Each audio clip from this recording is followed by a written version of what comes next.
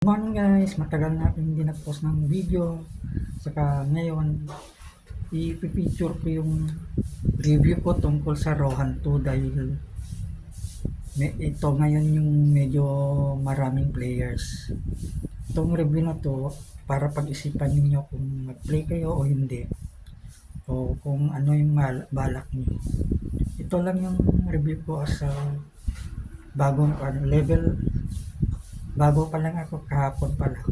Medyo ngayon ko lang naisipan na gumawa ng video para sa review. Para dun sa mga taong gustong maglaro nito o mag-try. Ito yung Rohan 2. Yan, level 17 ako dyan. Yan yung review ko dyan sa game. Okay naman siya since meron siyang autoplay. Hindi ka magpapagod na maglaro. Ang problema lang dyan, pag umalis siya, hindi mo siya mapipigil ng bigla. Tapos, mabilis kasi yung mount din dito. Saka pag, yung sa map, halimbawa yung mga monster na yan, pag hindi mo sila malolocate sa map by normally playing, yan o, hindi mo mapapaano yung kung saan yung locations nila. Kaya kung babalikan mo sila, hindi mo na sila mahanap agad. Kailangan mo i-search yung buong map. Saka dito, okay naman siya, hindi ka mapapagod mag-quest kasi i-auto mo lang siya. Yan, in-auto ko.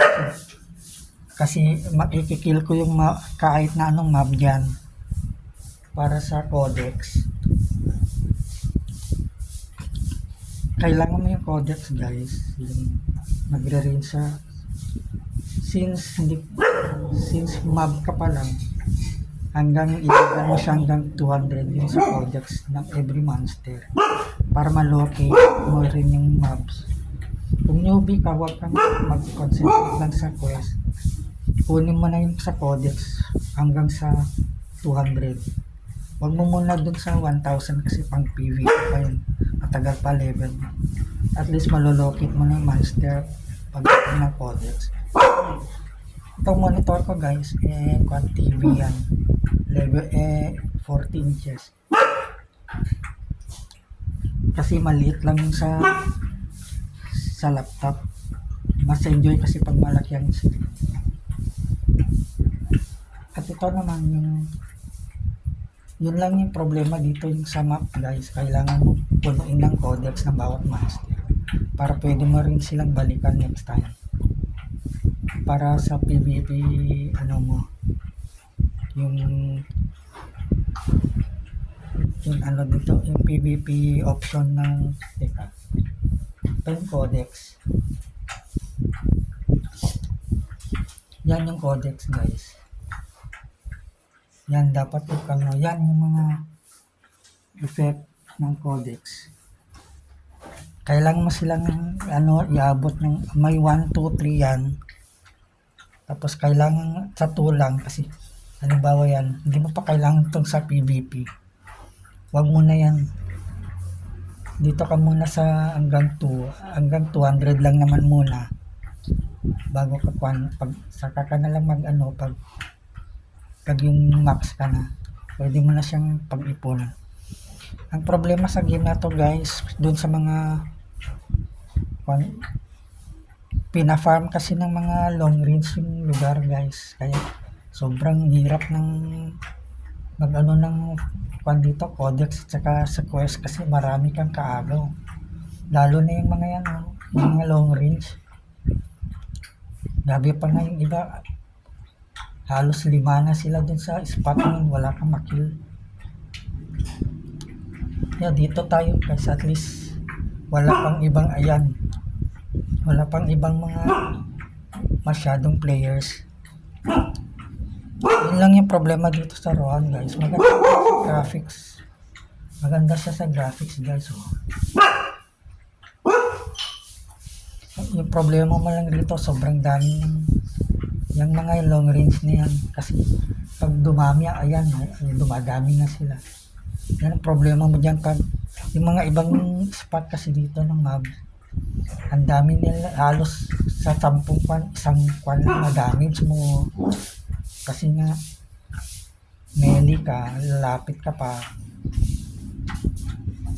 Hindi ka sa mga long range pagdating sa mobs.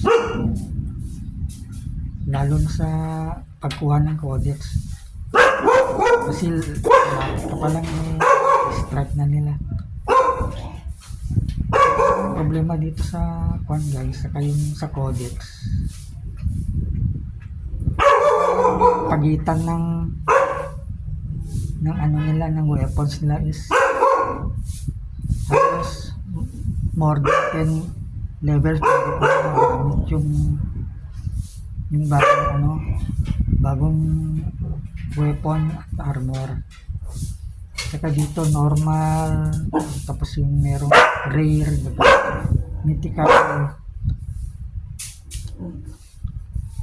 At least ano naman dito, okay lang naman yung pan niya, yung fast pace naman yung laban. Problema mo lang yan yung tingnan mo, grabe yung mga tao, ang dami yan o, hindi ka makakalapit dun sa mga area na yun.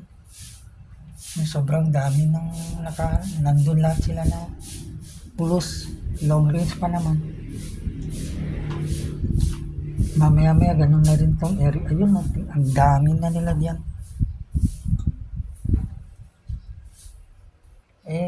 Matagal dito sa ang progress ako sa Rohan dahil sa dami ng players.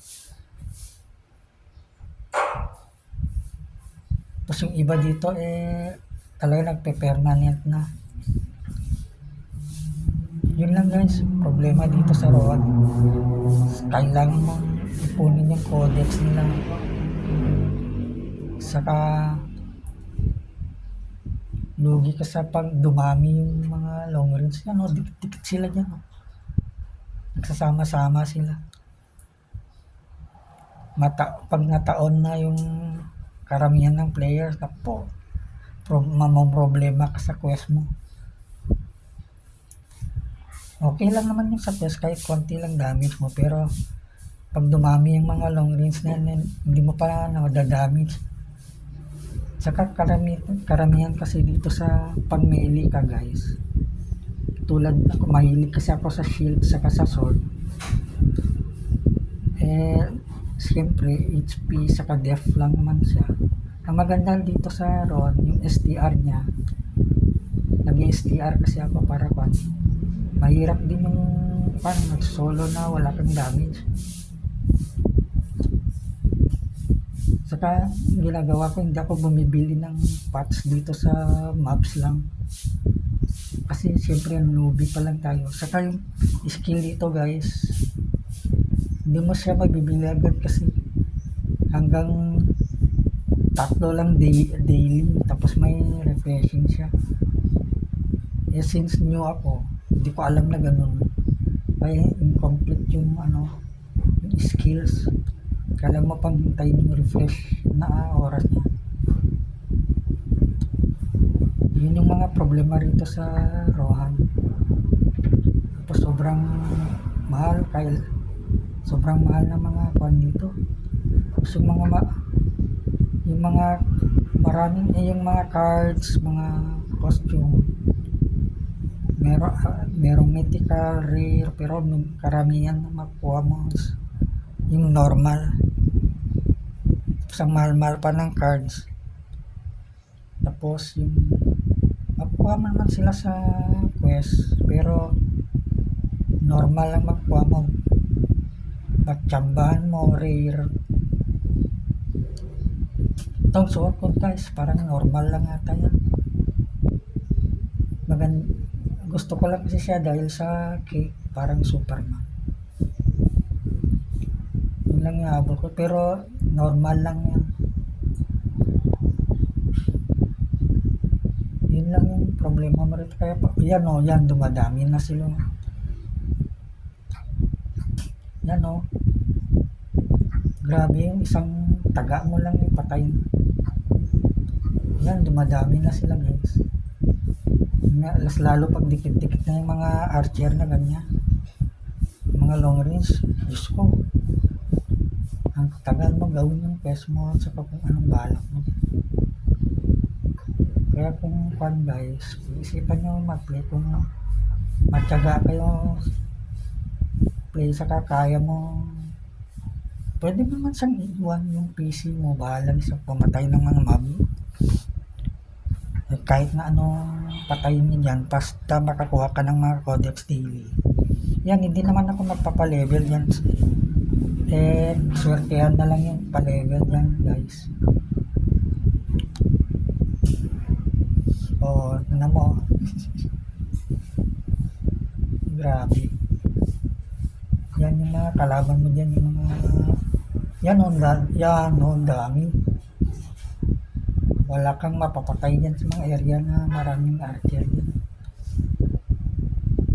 Mo, grabe, isang taga mo lang patay dahil sa mga long range. Night ako guys, tapos kukunin ko na job is yung parang defender yata. Ayoko yung isa kasi I prefer sword kasi kesa sa mace. Ganda kasi yung sword guys. Ang gagawin ko kasi, ang bala ko kasi dito quest codex, kahit hanggang 200 codex per map, saka ko na lang sila balikan pag max level na ako kasi meron na malolocate na niya yun. Kahit yun yung mali ko guys, di ko alam na ganun yung use ng codex kasi yung sa ibang games pag nag-map ka, kinlik mo yung name ng master, automatic siyang pupunta sa location. Dito hindi guys, kailangan paghirapan yung codex. Yan o, grabe. Yan o.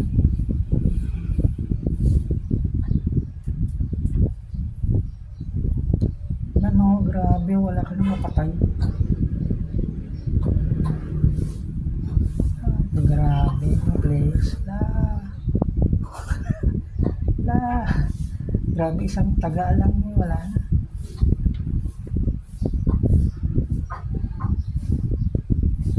At least nakakakuha tayo ng experience. Okay naman yung ganun. Kahit na yung target ko lang naman dito is hindi mag-level kundi yung mga codex items.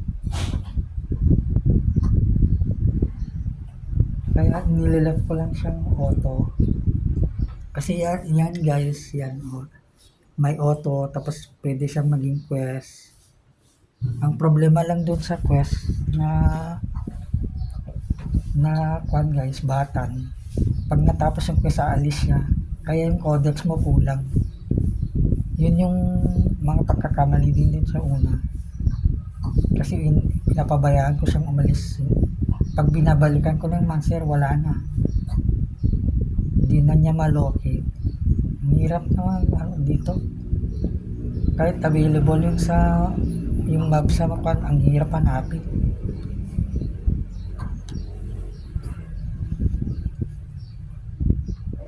Yan. Oh, grabe. Dikit-dikit to. Oh, yan oh. Patay agad oh.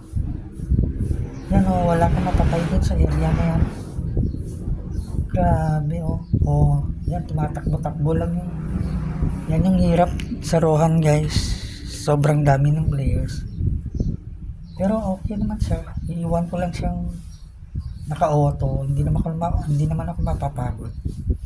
Yun lang, kailangan mo lang siyang intindihin muna bago mo siya gawin yun. Kasi pag hindi mo rin siya inintindi, hindi mo alam kung ano yung purpose o yung kwan ng game. Hindi siya regular. Meron siyang marami siyang combinations, kung ano. Yung combination hindi ko pa tinatry kasi very low level pa lang naman siya. Ang kailangan alam mo lang sa para hinahanap ko kung merong MP regen na gamit Saka Yan naman yung graphics na maganda. Yan, okay lang yung mga melody na ganyan. At least parehas namin matagal patayin. Tapos magkakashare kan medyo mas malakas. Yan Yan lang yung problema din sa auto guys. Lilipat talaga siya ng lugar lang. Mamaya lilibutin niya lahat yung area ng map. Yung codex mo rin kahit konti-konti meron, pero yun lang, pagtyagaan mo siyang dyan sa mapa hanggang makompleto niya lahat yung sa map. Matagal magpa-level guys pag ganun yung intent.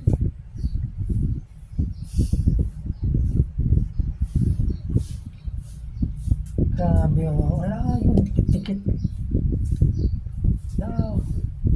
Grabe. Isang taga mo lang kada monster. Grabe, ang daming player dito guys. Maganda siya. Imagine sa PvP guys. Ang saya kaya nung pag sobrang daming players. Hindi ka na maghahanap. Paglabas mo pa lang siguro ng base, may kalaban ka na. Ganda siya guys. Rohan. Tiyaga lang sa paglaro. Hindi ka naman mahihirapan guys. Iwan mo lang siyang naglalaro mag-isa. Huwag mong gastusan yung packs, pero huwag mo munang gastusan yung packs. Hayaan mo yung normal skill. Gagamit naman siya ng skill niya kapag enough na yung MP niya. Hindi ko alam kung nag-rewigyan din MP nito kahit paano. Level 17 pa lang kasi guys. Ang skill dito is 50k agad na points. Since yung makukuha mo sa diba? Tingnan mo, wala pa ako nakuha ang coins dun. Solo dahil nga marami kang kaagaw. Yan grabe. Ang daming player tapos patay agad yung map.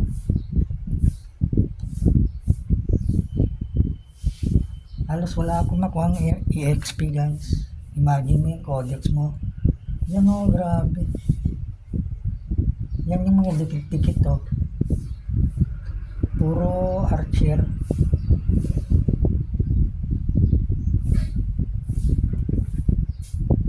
Grabe yan, napunto ng archer dito. Grabe yung effect nyo. Wala kang mapatay. Wala man lang ako makuha ng XP guys. Yun yung malaking problema dito. Yung sa kabal kasi pwede kang mag-shift sa ibang server with the same character. Dito hindi pwede guys. Kaya pag lumipat ka, gagawa ka na naman ng bagong character. Kaya wala kang choice talaga kung di mag-share kahit napakaraming tao. Yan grabe, wala akong nakukuha ng XP.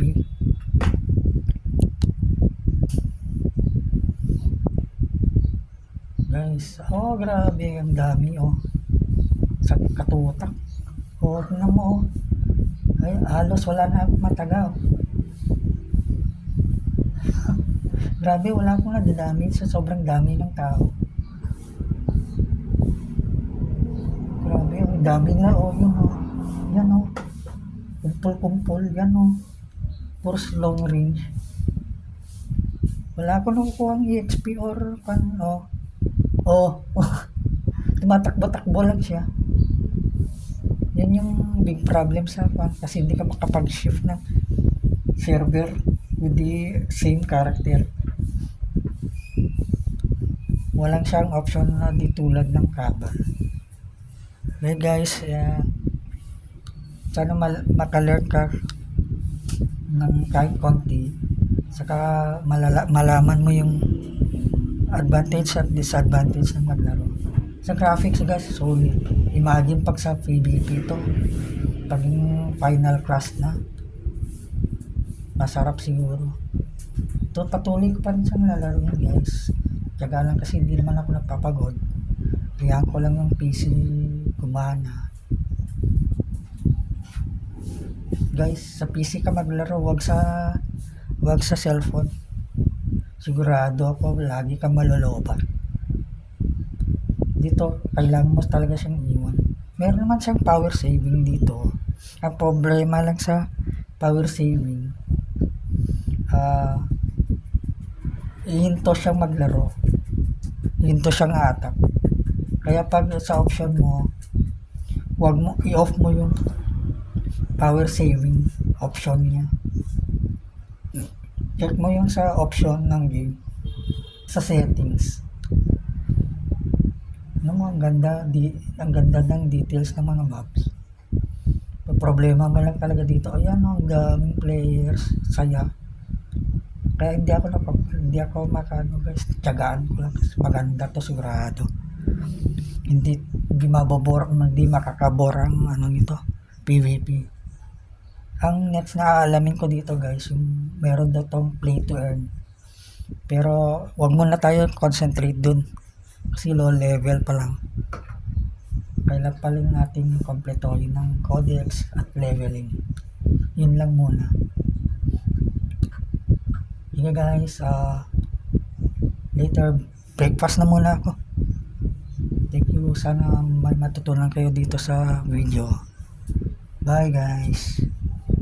Bye. Subscribe. Thank you, subscribe po.